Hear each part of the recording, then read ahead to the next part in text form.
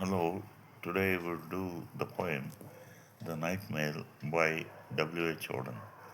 W.H. Auden's full name is Winston Hugh Auden, and he was a British poet, and he is very famous for poems like Refugee Blues and others, which are included in many anthologies.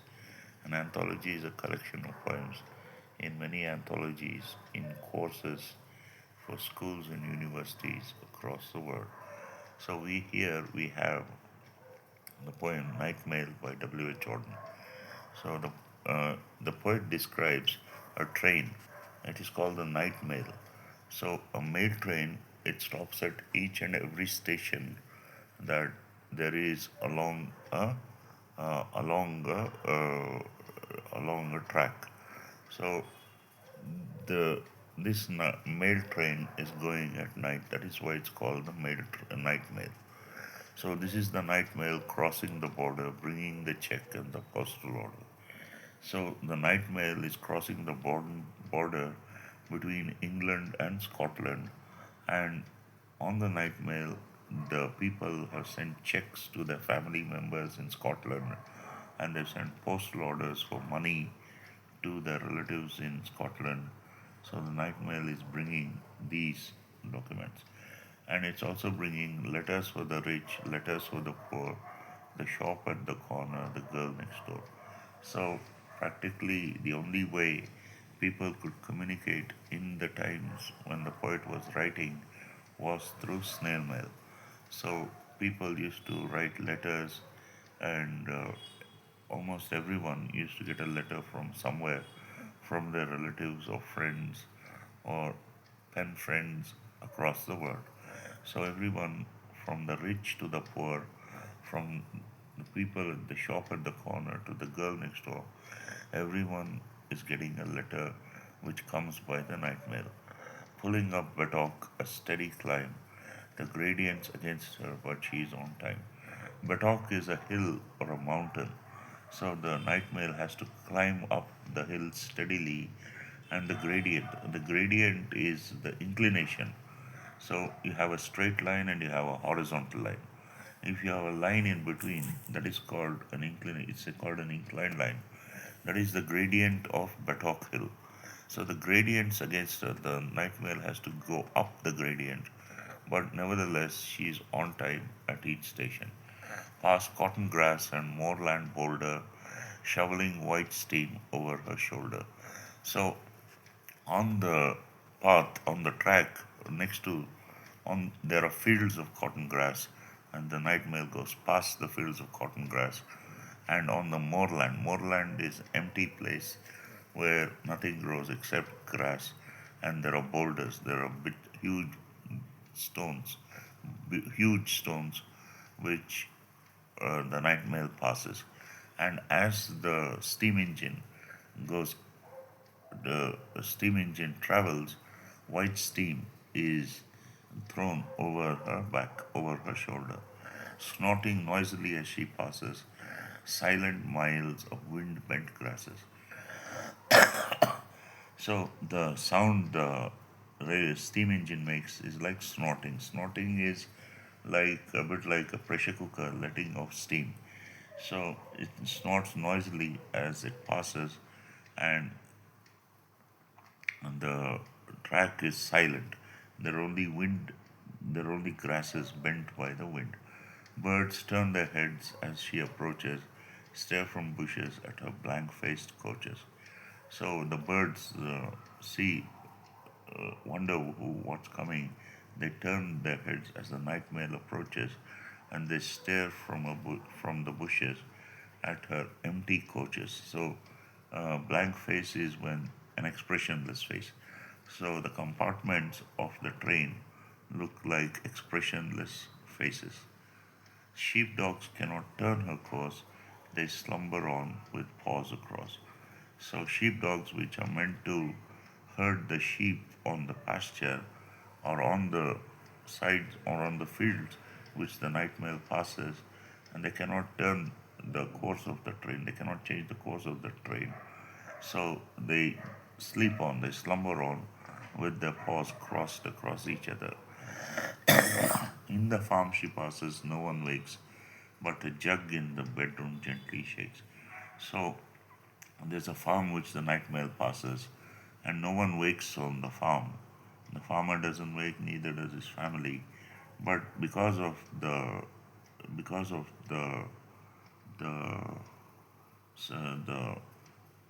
uh, because it makes such a loud sound, the vibrations in the bedroom of the farm. There's a jug in the bedroom of the farm which gently shakes to the vibrations the nightmare makes as it passes. Dawn freshens, her climb is done.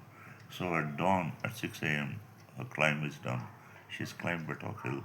Down towards Glasgow she descends. Towards the steam tugs, yelping down a glade of cranes. Towards the fields of apparatus, the furnaces set on the dark plain like gigantic chessmen. So after the climb is done, the train has to go down the other side. It is a descent. So she descends towards the city of Glasgow. Glasgow is a city in Scotland. And in Glasgow, there is a harbour. And in the harbour, there are tugboats. Tugboats are the boats which guide the huge ships onto the ocean. The ocean liners cannot maneuver in the harbour, so the tugs they drag the ocean liners to the open ocean, and there the ocean liners start their journey. And on the jetty, on the pier in the harbour, there are cranes which load and unload the ships. There's a number of cranes. A group of cranes is called a glade of cranes. So towards the fields of apparatus, the furnaces. All these are, factories. The furnaces are found in factories, huge boilers which melt steel, which melt iron. So all these are to be found in Glasgow, and the night mail goes in the direction of Glasgow. And all these are set on the dark night plain like gigantic chessmen on a chessboard. All Scotland waits for her. So the whole of Scotland has got some message or the other from someone living elsewhere, and all Scotland waits for the night mail. In dark glens beside pale green lochs, men long for news. So in the dark swamps like glens or on the lakes, the lochs, the water of the lochs or the lakes is pale green. There are men who want something new, who want to be refreshed by news of their relatives or friends who are elsewhere. Men long for news. And these messages are letters of thanks, letters from pranks, letters of joy from girl and boy, receipted bills and invitations to inspect new stock or to visit relations. So some people get letters of thanks, others get letters from banks. There are messages of love from girl to boy, and there are bills which are received by the people in Scotland, invitations to various parties, and there are invitations also to inspect new stock. Stock means the goods in a warehouse. Some people have to go and inspect the new stock, or there are invitations to visit relations and applications for situations. Some people are seeking jobs in Scotland, so they send applications for situations or vacancies, and timid lovers' declarations. So lovers also declare their love through the letters to their beloved, and gossip from all the nations, news circumstantial, news financials, letters with holiday snaps to enlarge in, letters with faces scrawled on the margin, letters from uncles, cousins, and aunts, letters to Scotland from the south of France, letters of condolence to highlands and lowlands written on paper of every hue, the pink, the violet, the white, and the blue. So there's gossip in all these letters. There's gossip from all the nations across the world. There's news which is circumstantial, which is passing, which is temporary, and there's financial news. And there are letters with holiday photographs, which have to be enlarged and placed on the walls of people's houses. And there are letters in which the writers have doodled. They've drawn faces on the margin, and there are letters from uncles and cousins and aunts. There are letters from Scotland, Letters to Scotland from the south of France, from people who are enjoying themselves in a holiday in the south of France. Letters of sorry, saying sorry, letters of condolence to Highlands. Highlands are the places in Scotland, from to Highlands and Lowlands. These are places in Scotland, Highlands and Lowlands. And these letters are written on paper of every hue, of every color. These papers are pink colored, they're violet colored, they're white, and they're blue colored. And the chatty, catty, the boring, the adoring, the cold and official, and the heart's outpouring, clever, stupid, short, and long. So some letters are chatty, they go on conversing about something. And there are catty letters in which, there are remarks made about somebody doing something. And there are boring letters, and there are letters of adoring someone. And there are cold and official letters written in government script, government letterheads, and there are hearts outpouring. Someone has declared his love for some girl, some beloved, and there are clever letters and stupid letters and short letters and long letters, and these letters are typed and printed, and the spelled all wrong, and the word the is spelled all wrong. Maybe it's pronounced, maybe it's spelled T-E-D-E, and the spelled all wrong.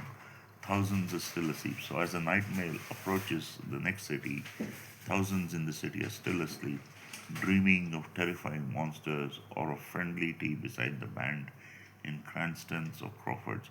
Cranston's and Crawford's are tea shops, so some people are dreaming of a friendly tea in these tea shops called Cranston's and Crawford's, and others may be having nightmares. They may be dreaming of terrifying monsters, and thousands of people are still asleep as the night mail approaches Scotland. Asleep in working Glasgow, asleep in well set Edinburgh.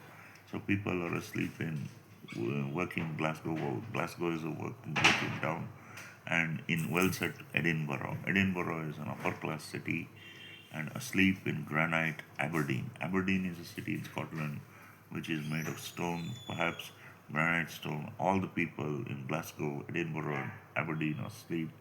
They continue their dreams as the night mail approaches, but shall wake soon and hope for letters, and none will hear the postman's knock without a quickening of the heart, for who can bear to feel himself forgotten?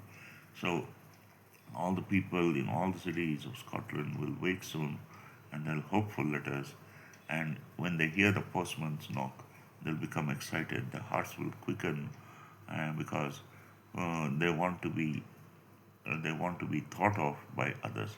Who can bear himself to feel forgotten? So, the night mail is the connecting link between all parts of the world and Scotland, and this is the poem, The Night Mail by W. H. Auden. Thank you.